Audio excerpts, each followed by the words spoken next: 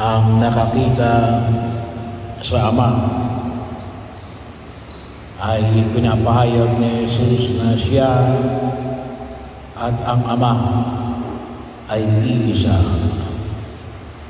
Hindi lang siya tagapagsalita ng Ama. Hindi lamang siya kinatawag ng Ama. Hindi lamang siya representative ng Ama. Siya mismo at ang Ama ay iisa. So kaya po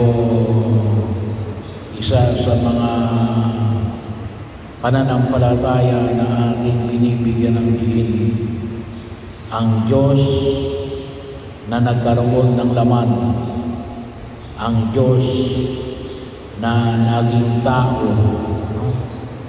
Sabi nga natin sa isang pananampalataya natin ay yung tinatawag natin pag-ilala sa isang Diyos na may tatlong persona, Ama, Anak, at ng Espiritu Santo. Ang Ama at ang Anak ay iisa, bagaman sila ay magkaiba. Kaya sinabi ni Jesus na kung nakita mo na ako, nakita mo na ang Ama. Kaya nga sabi nga ni Pope John Paul II ay si Jesus ay ang mukha ng awa ng Diyos Ama. So, sa mga nakakita kay Jesus, nakakita na sa Ama. Sabi nga, bahagi yun sapagkat yung Ama ay alin? Ay pure spirit. Pero dahil siya ay ninais na maipamanig ang pagkakilala sa Ama sa pamamagitan ng Anak ng Panginoong Jesucristo, ay nakakasalamuha natin ang Ama. Well, hindi po yung physical na katatayuan, ngunit yung mga nais niyang ipamanig sa atin sa kanyang mga turo, at kasama na rin doon yung alin, yung kanyang taktiisa at pakakasama, yung kanyang presensya physical. Kaya bahagi yun na makita ko natin. Una, ang alin, yung karangalan na patuloy na binibigyan natin ng diin. Kaya kapag tinatanggap natin si Jesus, tinatanggap din natin ang Ama, tinatanggap din natin ang Espiritu Santo. Bahagi yun. Kaya pagkakataon na nawa magpasalamat ay saan yun higit natin binibigyan ng diin sa banal na komunyon. Nakakabahagi natin ang Diyos, Ama, Anak, at ng Espiritu Santo. Kaya kakibat din dito, sabi nga, anong sabi rin ni Jesus? Ang makakita sa Ama at ang pagkilala sa presensya ng Diyos ay alin? Ay makagagawa ng ginagawa ng Jesus. At higit pa rito. Kaya ano yung pamanig dito? Yung kakibag dito yung pagkilos na maka-Diyos. Well, yung makatulong tayo sa panawagan ni Jesus. Kung tutusin, kasama na rin doon yung alin, yung himala. Sapagkat bahagi ng pagkilos. Kung inyong maalala ninyo, yung ipinamanig nung nakaraang linggo, yung mga binigyan ng kapangyarihan na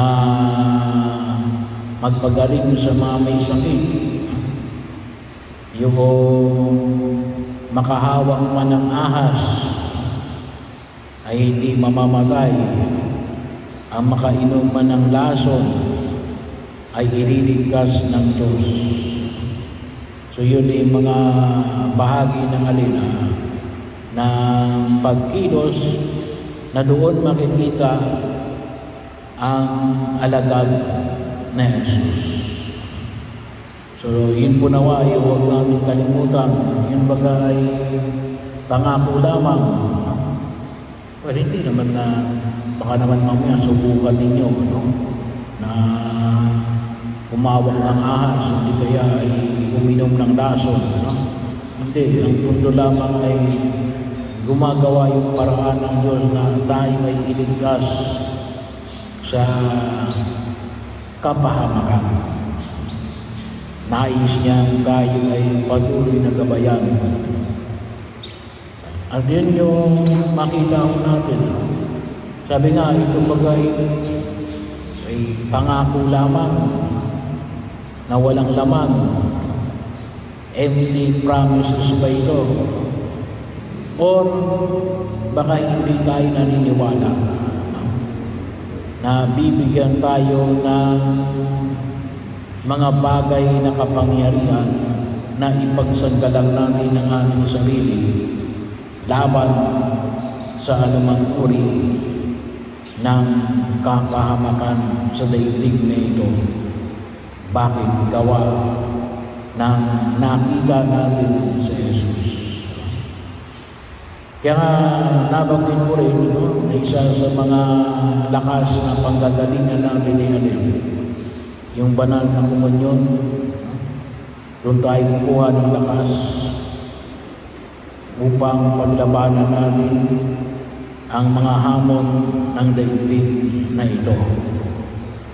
Makita natin, sabi nga, yun yung isang himala na nasa gitna natin at inihahandog sa atin ang anyo ng tinapay na nagiging katawan at dugo ng ating Panginoong Jesucristo na magbibigay ng lakas sa bawat isa sa atin na gawin ang mga bagay na ipinamamanig sa atin ng ating Panginoong Jesucristo. At doon din tayo kukuha ng lakas para ito ay mabigyan ng pagsasakapatuparan. Kaya idulog natin sa harapan ng buong may kapal. So baka sabi nga natin, pag hindi natin nagagawa yung mga ginagawa ni Jesus, ay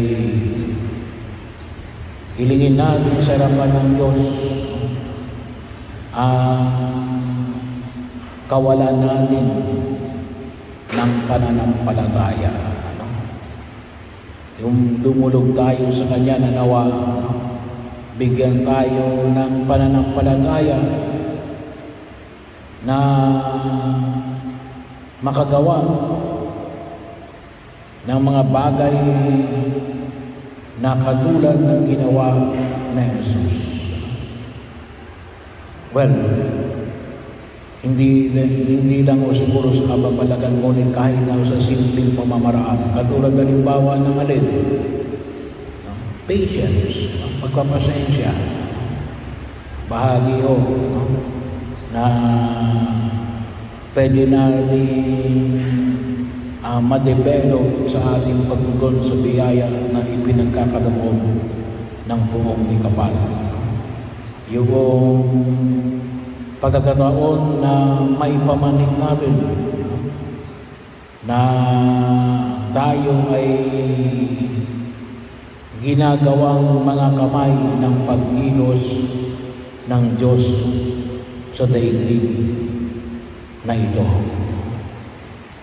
Well, depende na lamang sa mensahe na nais niyang ipagkaloob sa atin. Pero yun yung kanyang pamantayan. Binibigyan tayo ng kanyang kapangyarihan upang sa ganon maipagpatuloy natin na tayo ay maging mga tanda, na tayo ay mga alagad ng ating Panginoong Jesucristo. Hilingin natin sa Kanya, no? Na paniwalaan natin siya na may magagawa tayong higit kaysa sa pamantayan na itinakda ng sarili natin o ng pagiging tao natin. Kasi yung sabi ni Jesus, magagawa ninyo yung ginagawa ko at higit pa rito.